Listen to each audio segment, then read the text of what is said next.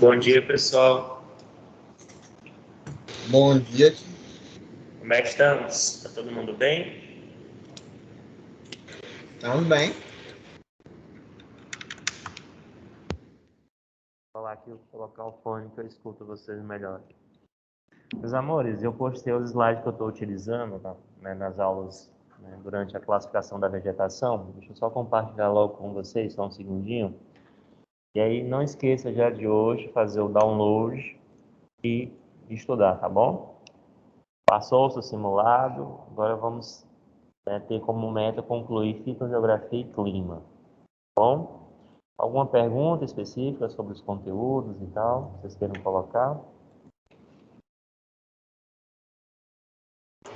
Não? Só um segundinho. Está na parte de climatologia e fitogeografia. Pronto.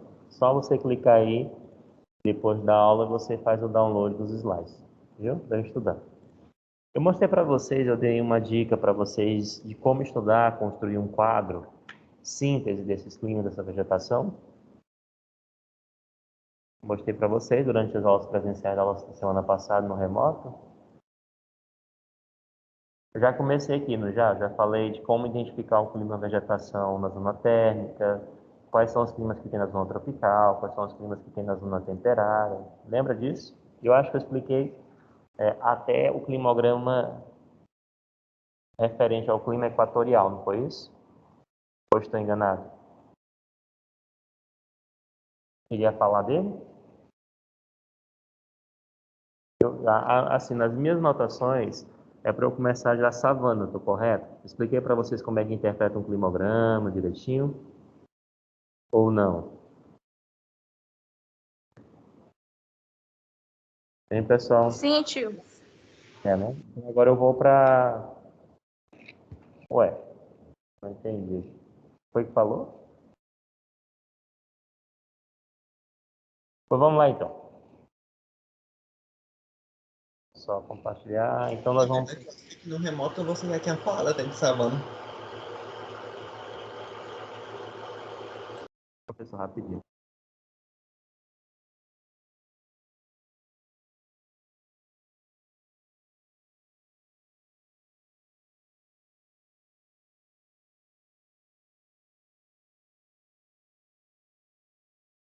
Só um segundo, tá?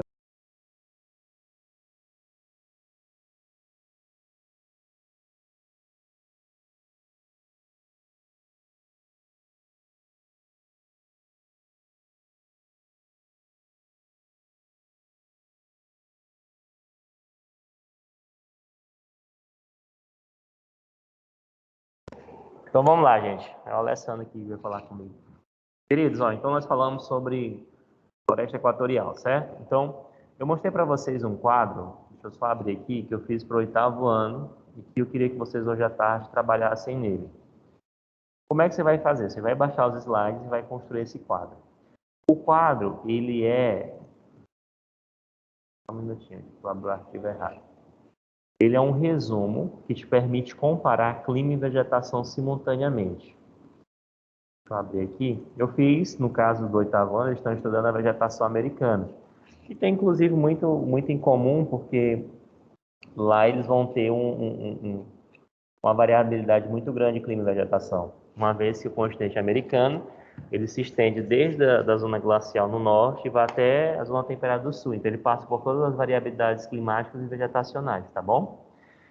Então, aqui você vai ter, você constrói como? Eu coloquei aqui no 8º ano, zona tropical. Aí coloco todos os climas e já faço analogia com a vegetação correspondente. Então, por exemplo, qual é o clima que nós estudamos na semana passada? O equatorial. Chuvas abundantes com ausência de estação seca, baixa amplitude térmica, temperatura média em torno de 26 graus Celsius, faltou o Czinho aqui, tá? Aí, floresta equatorial, que é encontrada no clima equatorial. No caso deles, eles estudam a Amazônia, né? No de vocês é floresta equatorial porque existe o Congo, né? Existe a Indonésia, outras áreas que possuem também florestas equatoriais. Então, você vai lá e coloca as características, porque isso aqui te permite associar. Ora, se eu estou falando de um clima, ele tem chuvas abundantes com ausência de estação seca, é impreterível que ele seja higrófilo, ou seja, ele tem uma vegetação que se adapta a climas úmidos, tá vendo aqui, ó? Então você já consegue fazer uma relação da vegetação. Aí coloca todos da clima da zona tropical. Quando terminar os climas da vegetação da zona tropical, você coloca aqui zona temperada e manda ver, ó. Bota a clima e a vegetação correspondente. Entenderam a dica aí? De como fazer? Tá claro para vocês? Gostaram da ideia? Ou acham que a forma que você estuda é melhor? O que vocês têm a me dizer? Eu acho que eu tinha mostrado, né, João Marcelo, no presencial da semana passada. Só que eu queria que vocês fizessem, hoje à tarde, esse quadro de todos os slides, Mundial e Brasil. Porque à medida que a gente for avançando essa semana, eu quero terminar esse assunto essa semana, você já tem uma base do que trata os gráficos e do que trata as fotografias de vegetação. Aí fica mais fácil para mim conduzir a aula, para eu conduzir a aula. Tá claro isso, gente? Fica fácil assim, não gostaram da ideia. Você pode também seguir um próprio caminho, entendeu?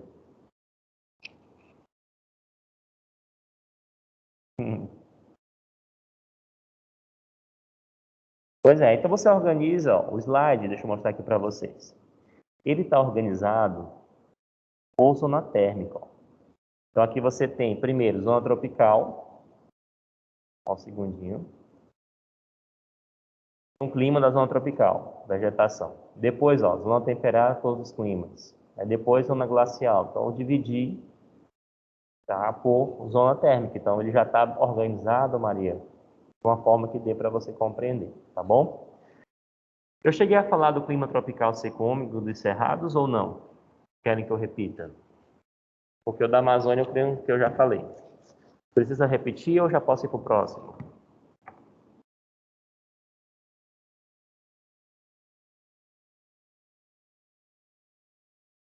Pode dar só aquela pequena recapitulada? Pois pronto. Clima tropical, deixa eu voltar aqui para ele. Ele tem duas estações bem definidas. Essa é a principal característica do clima tropical. Ou seja, ele tem verão chuvoso e inverno seco. E ao contrário do que se pensa, gente, chuva é verão. Quando chove no inverno é exceção, não é a regra geral. Chuva no inverno é exceção. Depois nós vamos ver alguns casos, como por exemplo do próprio clima mediterrâneo, que é um clima que ele vai ter chuva durante, né, o inverno, mas no geral os climas têm chuva no verão. Então, principal característica do clima tropical, verão chuvoso e inverno seco. Cabe ressaltar, e eu já tenho falado isso, não é a primeira vez que eu repito, mas eu tenho falado o seguinte: os climas da zona tropical, eles recebem uma radiação muito intensa durante todo o ano, né, e essa radiação praticamente perpendicular. O que acontece é que essa radiação perpendicular permite que a temperatura se estabilize durante o ano. Então, você não vai ter como fator diferenciador de estação, você não vai ter como fator diferenciador a temperatura. Porque se você pega Teresina, por exemplo, o mês mais frio, vamos assim dizer, que é março, o mês mais chuvoso, e o mês mais quente, que é outubro, não vão ter tantas variações térmicas. Qual o fator, então, se a temperatura não é o fator diferenciador, como é que nós vamos diferenciar as estações de Teresina? Qual outro elemento climático é responsável por isso?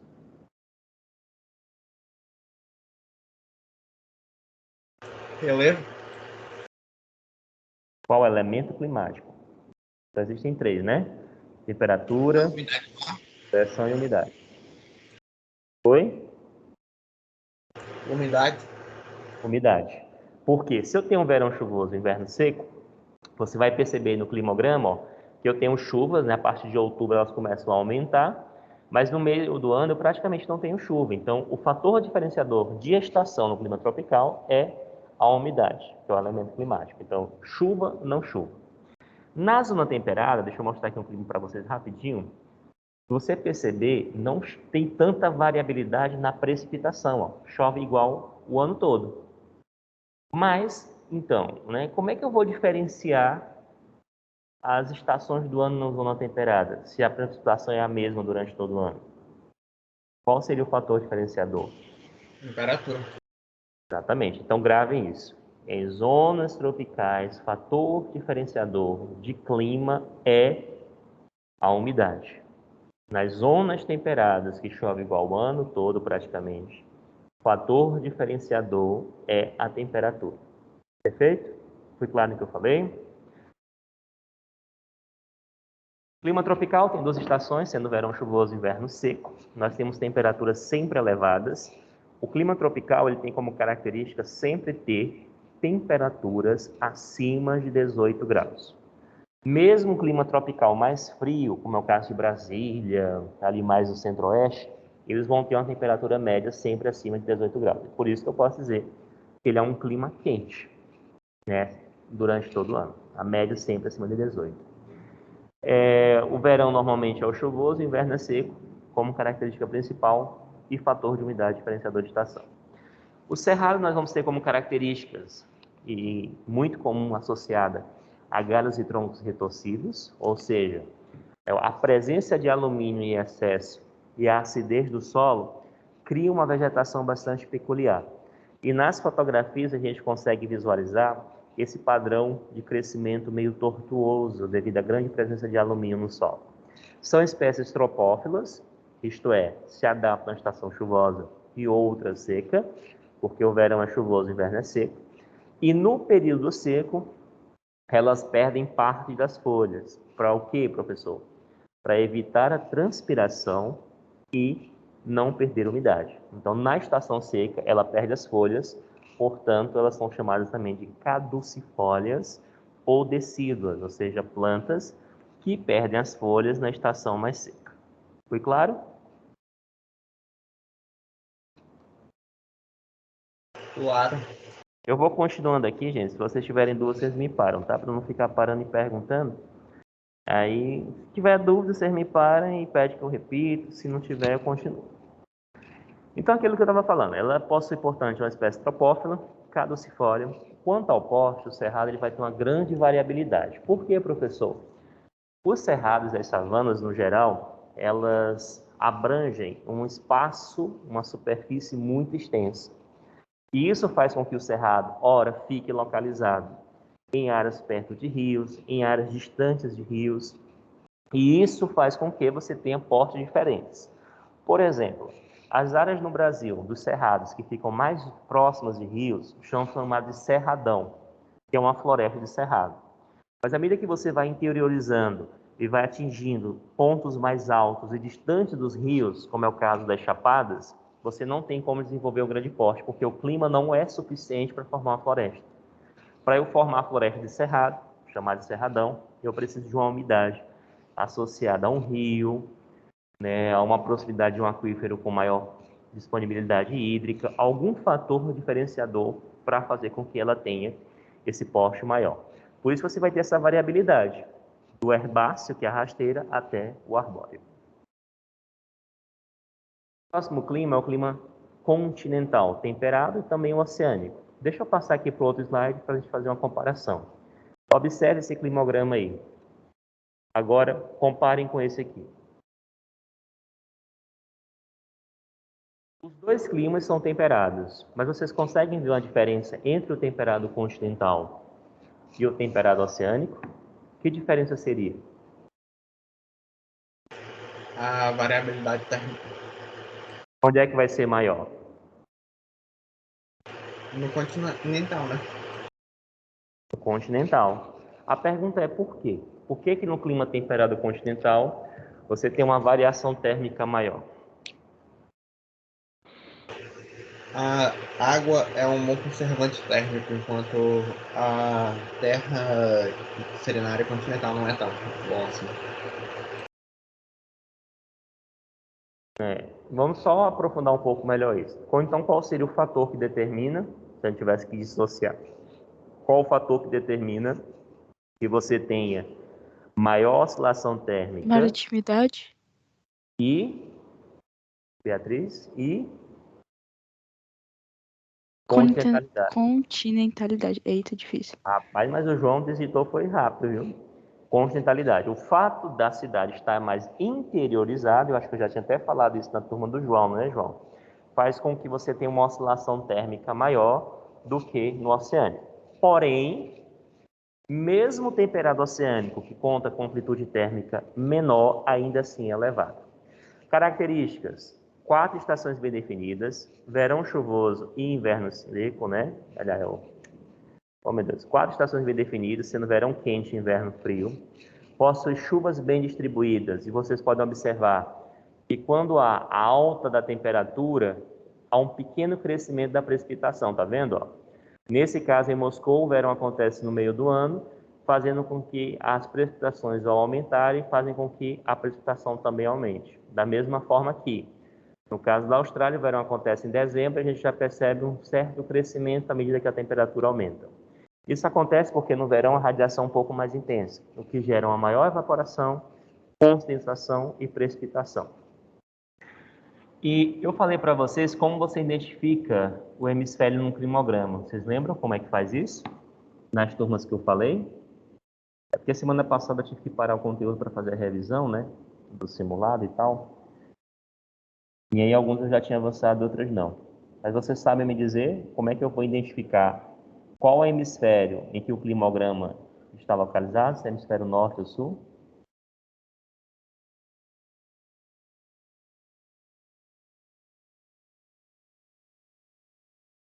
Não sei.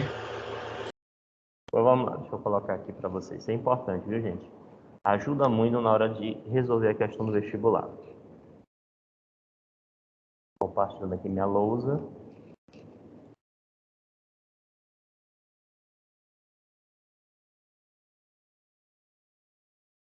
Então, olha só. Nós sabemos que no dia 21 de junho, e aqui a gente vai escolher a data de 21 de junho, porque é o meio do ano, então no climograma, o meio do ano, ele é sempre importante para você visualizar a curvatura da parábola.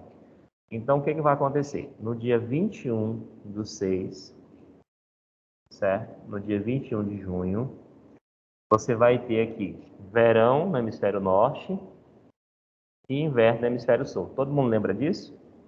Sim, então você indicaria pelos solstícios e equinócios?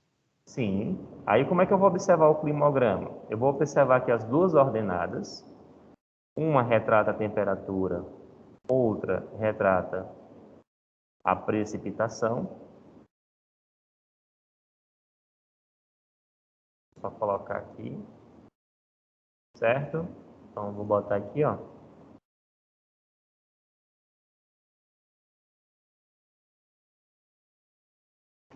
E aí o que eu vou observar?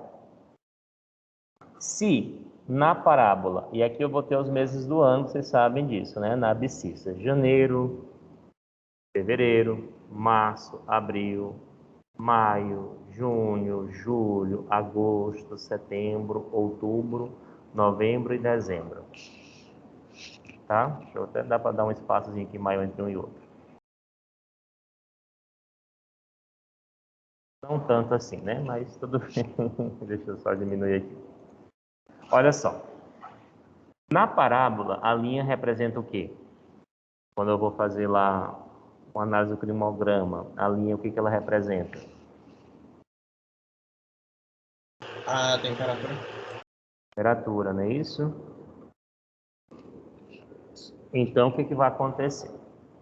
Nós iremos colocar aqui a temperatura e vamos observar a parábola. Se o mês de junho tiver cobertura de maior temperatura, significa que é o verão. Então, qual vai ser o hemisfério? Norte. Porque o meio do ano vai ser o quê? Verão no hemisfério norte.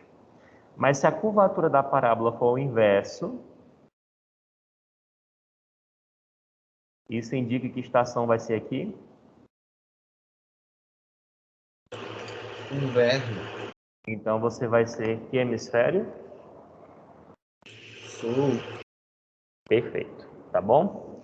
Tire um print aí e coloque, caso vocês queiram depois lembrar disso aí que é importante, tá? Sul. Ok? E no Bem, caso dos desertos, em 30 graus norte, 30 graus sul e da zona tropical, que tem pouca variedade térmica?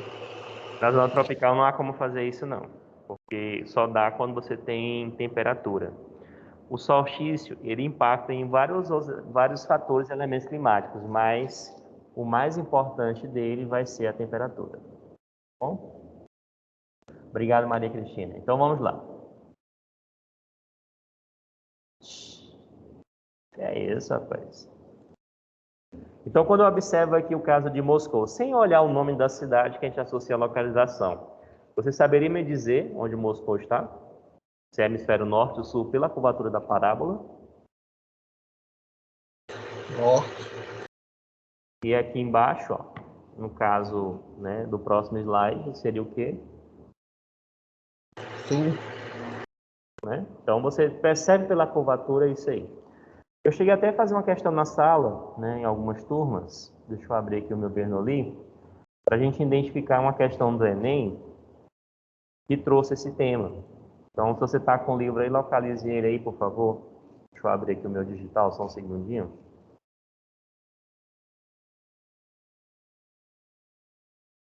Questãozinha do Enem. Uma questão muito boa e tranquila para você fazer.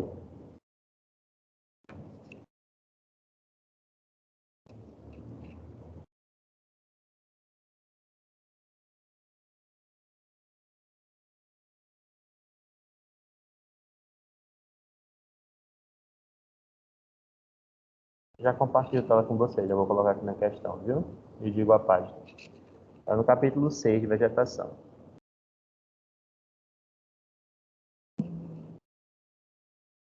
Questão do Enem.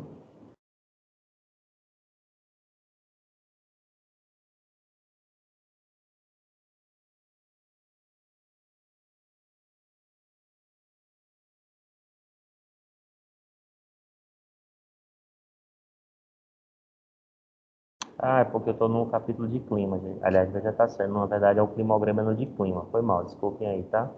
Capítulo 5. Por isso que eu não estava encontrando aqui, estava... Que é um climograma, né? Para você associar. Capítulo 5, lá nas questões do Enem. Agora vai dar certo. Pronto. Vou localizar aqui, ó. Compartilhando tela. Só um segundinho. Vou mostrar para vocês como só o que eu falei agora, nos últimos minutos, te ajudaria a fazer essa questão do Bernoulli. Está aí compartilhado, certo? Essa questão aqui. Ele coloca, deixa eu só diminuir, esse tamanho tá bom? Ele coloca um climograma e ele pergunta qual a cidade das que estão embaixo se refere ao climograma. O que vocês marcariam aí? Quem eu fiz na sala fica calado, viu? Não dá spoiler não. Senão eu quito da turma. Eu colocaria Barcelona. E aí? Dá um tempo para a galera responder.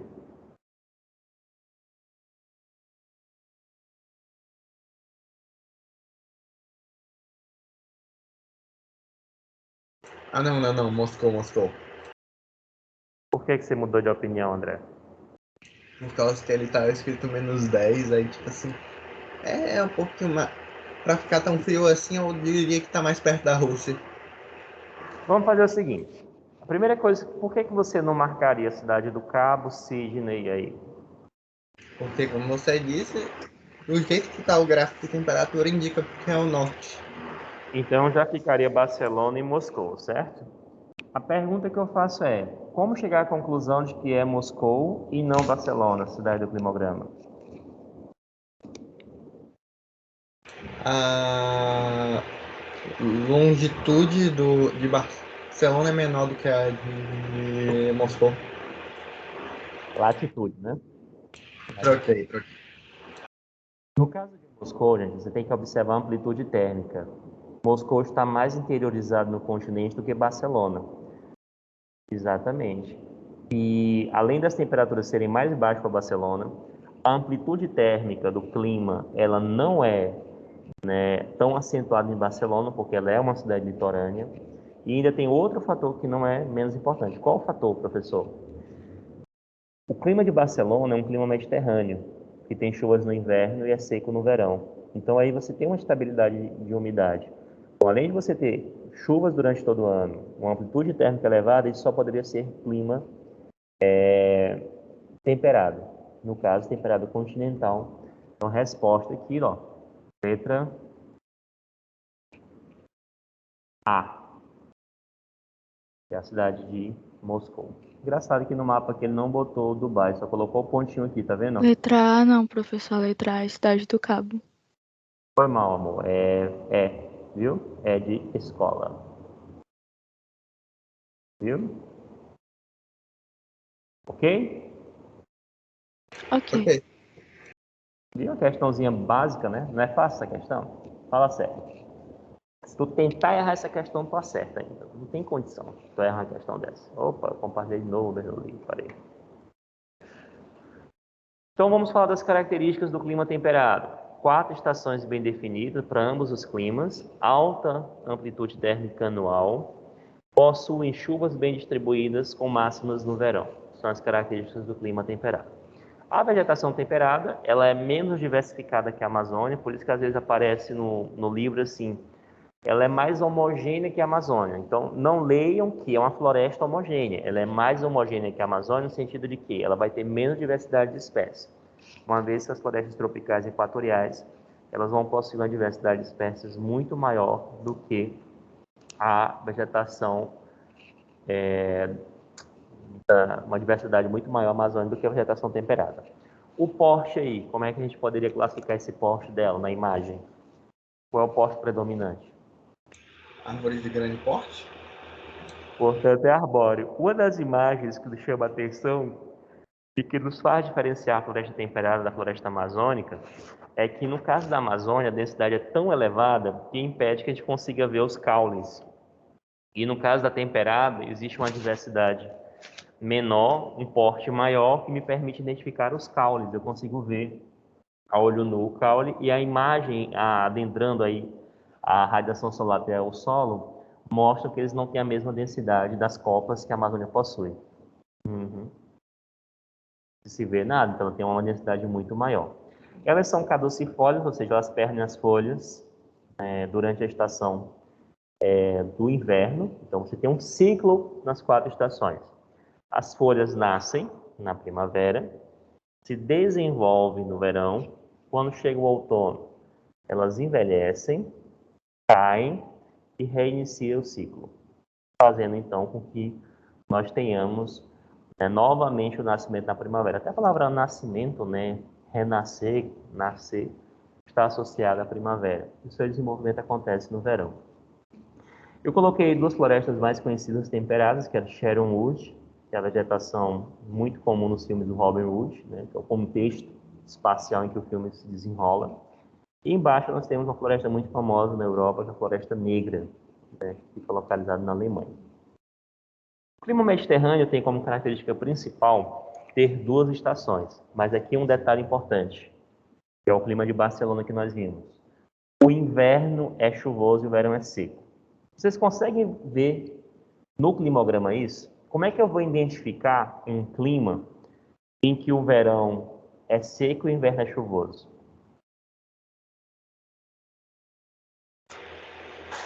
Bom, por causa que, como está no hemisfério norte, o junho e julho são normalmente a época do verão, e eles não têm quase chuva se comparado a janeiro ou dezembro. Agora, como é que eu comparo isso com a temperatura? Como eu relaciono isso com a temperatura? Para eu identificar a estação. Ocorre uma queda da temperatura durante o inverno e começa a chover, mas eu não conseguiria identificar uma relação maior do que isso, não. O Mediterrâneo ele vai ter uma amplitude térmica um pouquinho maior do que o tropical. Então, a gente já consegue ver uma média térmica um pouquinho maior. Por exemplo, se você pegar o mês mais quente aí no clima, ele vai ser 15,8. E o mês mais frio vai ser 10,1. Então, uma amplitude térmica mediana, né? Podemos colocar assim, de 5 graus mais ou menos. 5 e alguma coisa. E aí eu percebo que a partir do mês de outubro, quando as temperaturas caem no inverno, a barrinha da chuva, aliás, a coluna da chuva aumenta. Então, concomitantemente com a redução de temperatura, eu tenho o aumento da coluna. Isso indica o quê? Que as chuvas acontecem durante o inverno, tá bom? Essa é uma das características principais desse clima. Verão seco e inverno chuvoso. As temperaturas são sempre elevadas, né, acima de 10 graus, vamos assim dizer. Ele é um pouco mais frio que o clima tropical, portanto, porém ele continua sendo um clima quente, né, porque ele sempre está acima dos 10 graus durante todo o ano. Nós temos a vegetação mediterrânea, ela se subdivide em garrigas e maquis. Os maquis ficam localizados nas áreas mais baixas, como você pode observar nessa fotografia de baixo, e mais próximos ao oceano. E o fato de ela estar mais próxima do oceano permite que ela desenvolva um porte maior. Então, alguns autores chamam de arbustos altos, eu, na verdade chamam de arbóreo mesmo, que eles chegam a 6 metros, os maquis. E isso tem a ver com a paisagem litorânea. Vocês sabem, por exemplo, não sei se vocês já perceberam, que o sul da Europa vai possuir como eu posso dizer, uma paisagem muito peculiar com formação de falésias. Essas falésias, que são aqueles paredões escarpados, faz com que as massas de ar, ao encontrarem ali o continente, na região da Grécia, do sul da Europa, elas acendam, condensem e precipitem. Então, o lado de Barlavento, que é o lado que os maquis estão, permite ter uma umidade maior. E como resposta a isso, você vai ter, né, vamos assim dizer, uma precipitação maior a Barlavento, portanto, um porte maior para a vegetação. Tá bom? Já os garrigues, que são esses arbustos bonitinhos, que ficam na parte mais alta, a gente consegue ver até que é um solo pedregoso, ele é um solo raso. E esses garrigues, eles não conseguem desenvolver um solo, devido a um solo ser raso, uma grande altura. Portanto, eles são medianos, e por serem medianos, né, eles têm, interessante, né, uma paisagem assim, que não tem uma densidade capaz de cobrir o solo, por exemplo.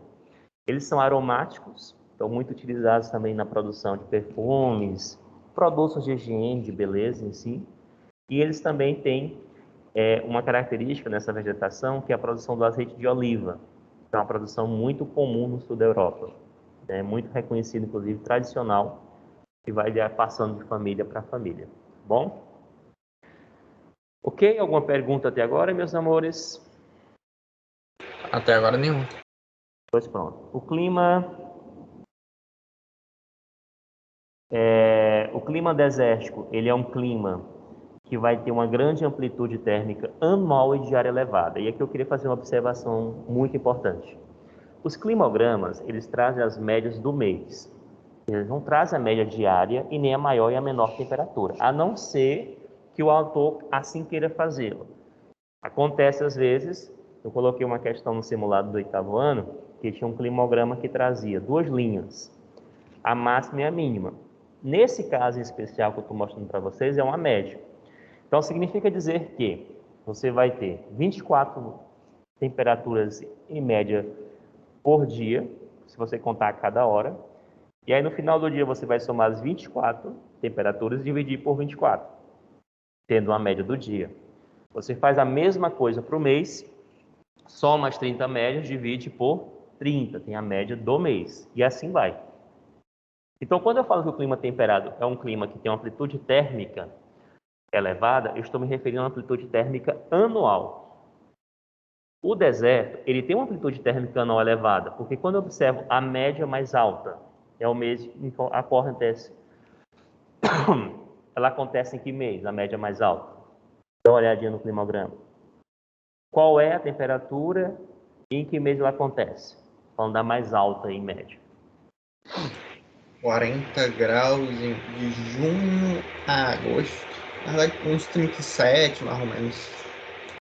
Exatamente. Então, vai chegar até, no caso aqui, né, 36, deixa eu ver aqui, 36,8, né, que é a maior temperatura no mês de julho. E a menor temperatura acontece quanto e qual o valor? Em dezembro, 14 graus. E aí, se você pegar a amplitude térmica, pegar 36, diminuir de 14, vai dar em torno aí de 21, 22 graus de amplitude. É baixa essa amplitude anual, gente? Alta. E aqui vem um plus da questão. Ela é alta e ainda tem mais um detalhe importante. Além dela ser alta, né, ela vai ter uma amplitude também diária elevada, porque como o deserto é seco, a água não vai conseguir regular a temperatura. Então, durante o dia vai ser muito quente e à noite vai ser muito frio. Passando aqui à frente, nós vamos ter a floresta desértica, a vegetação desértica, que é xerófila, ou seja, ela se adapta a ambientes secos. Normalmente as folhas são atrofiadas em forma de espinhos para evitar a transpiração. Você vai ter também uma paisagem ressecada, como é o caso dessa vegetação aí rasteira, que é a estepe, né? Uma vegetação ressecada esparsa. E você vai ter uma diversidade até interessante. Por mais que seja uma vegetação desértica, é uma vegetação interessante no sentido de diversidade, tá bom? O clima frio de neve e floresta, observe que tem amplitude térmica não elevada, é uma das maiores amplitudes. E aqui tem uma coisinha muito bacana, olha a dica que eu vou dar para vocês. Climas perto das zonas polares têm amplitude térmicas elevadas. Isso tem a ver com o grau de inclinação que a Terra possui, que permite que os raios cheguem com menor intensidade dos polos. E nós sabemos que no solstício de verão é uma coisa e no solstício de inverno é outra. Então, se uma cidade está acima dos círculos polares, quando é solstício de verão, ela vai estar mais quente. Mas quando é solstício de inverno, ela vai estar mais fria. A ponto de, nos polos, você ter uma temperatura muito, mas muito baixa no inverno e um pouco, eu digo, e alta no verão. Quando eu digo alta, para o contexto da região polar, tá bom? Então, o caso do clima frio de neve e floresta, quando está no solstício de verão do hemisfério norte, porque o climograma está tratando do Canadá, você vai perceber que a temperatura chega até 10 graus. Mas no inverno, ela chega a menos 10 graus, menos 20 graus, tá vendo aí, ó?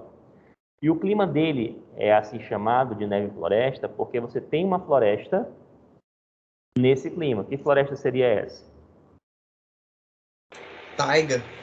Taiga. Então você tem precipitações bem distribuídas com máximas durante o verão, tá vendo? Ó?